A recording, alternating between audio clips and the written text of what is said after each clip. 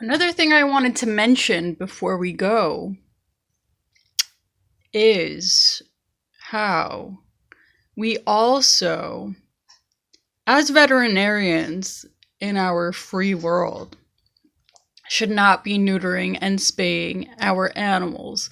Since when did it become acceptable by society to cut off the testicles of cats and dogs? Since when did that become a thing? Since when did it become a thing to castrate the living organisms that we have promised to give a safe haven to?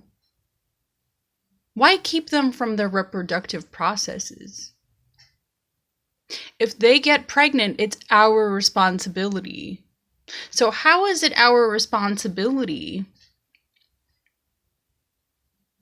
to castrate them, to neuter them, to spay them, to keep them from reproducing, to keep them from giving birth to offspring that God or whatever is out there, the aliens, that the universe has given them the opportunity to?